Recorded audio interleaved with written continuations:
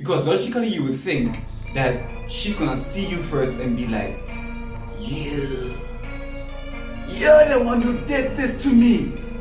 You," and she's gonna transform and become this demon that I don't know. Oh,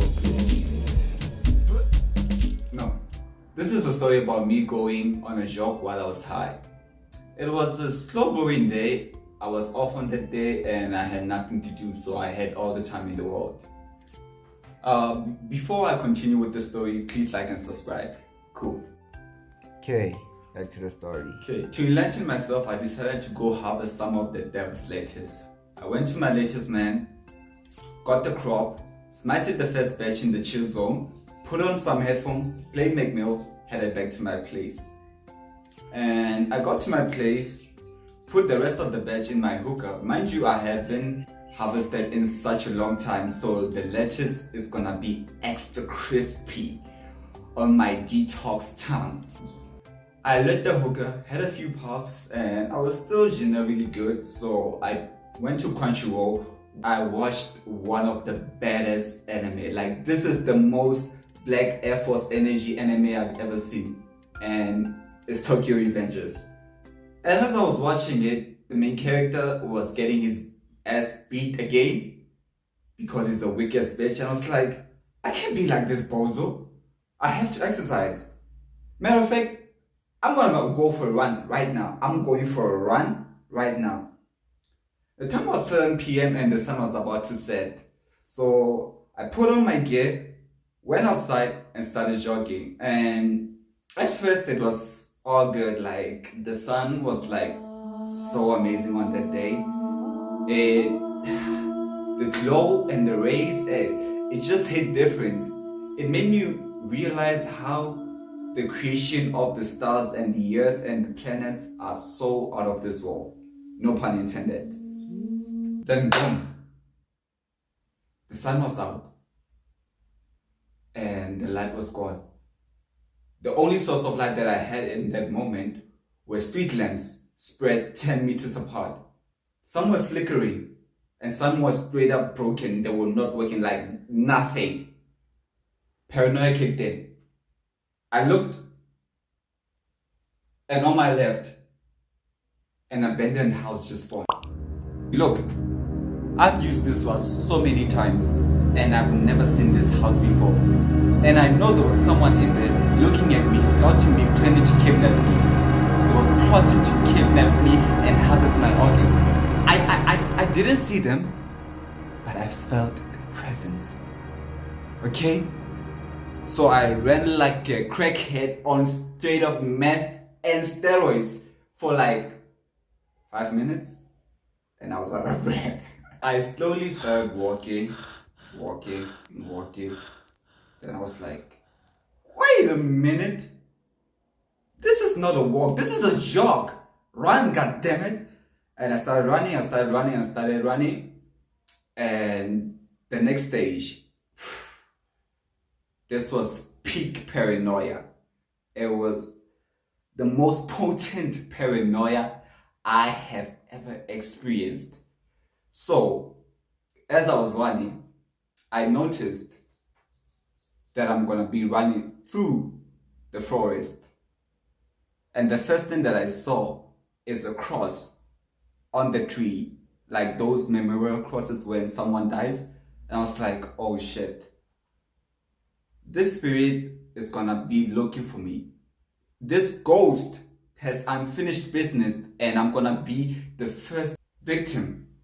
Because logically you would think that she's gonna see you first and be like, you're the one who did this to me.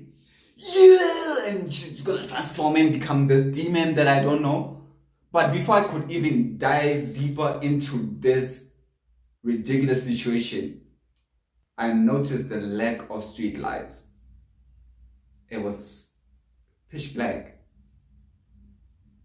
And in my head, I thought, oh my God. There's a lion hiding behind these bushes. There's a lion behind some tree. There is a lion in this forest. And I had a dilemma in my hands. Do I run and make noise and potentially wake up the lion and let it know where my position is? Or do I walk slowly but give the lion enough time to catch up with me? I was like, fuck it, I'm running. Ain't no way. I'm fast. I'm using ball, man. Can touch this. Because look, if you cannot solve your problems, run away from them. You run, and I ran as hard as I could, and I saw 3 silhouettes. So I slowed down a bit because I was relieved. Oh, I'm not the only one. They're still alive. So the lion might come for them instead of me. And as they walked into the moonlight, I noticed these are some white folks. It was a dad with his 2 sons, and they were walking a pit bull. I was like, oh no. Race is about to run after me, and these white folks are gonna let it because they race. And I blitz. Flash ain't got shit on me. Flash cameraman ain't got shit on me. I ran to the hills until I saw civilization. My lungs were scorched. My kidneys were pressed against my diaphragm. My heart was pounding. And my legs, I couldn't walk straight. I was like a drunk and intoxicated toddler who doesn't know what difference between a sidewalk and the road. And I walked the rest of the way. I was too tired to continue with this endeavor, and I got home. Glad I was safe. Usually this jog takes me 18 to 20 minutes, but this time it took me like 40 minutes. But I was at home and I was safe. But then an angel jumped through my window and demanded that I give him my Air Forces, and was like, ah. So I then went for a run 2 days after, took the same route, and the abandoned house was actually still there. So that means that house has been there for the whole time. I don't know how many times I've used that route, over 10 times.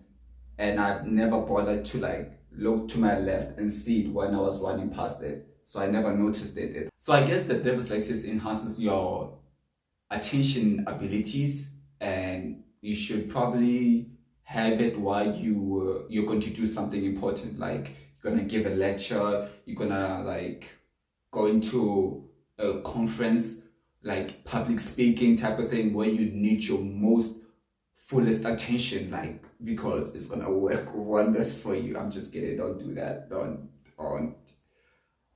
do that. It doesn't end well. And that's it, guys. Check my other videos.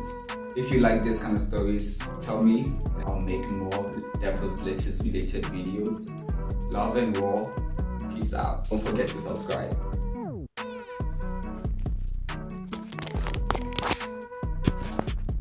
If I was to do this again, I wonder how long it would take me, and would the ghosts catch me this time?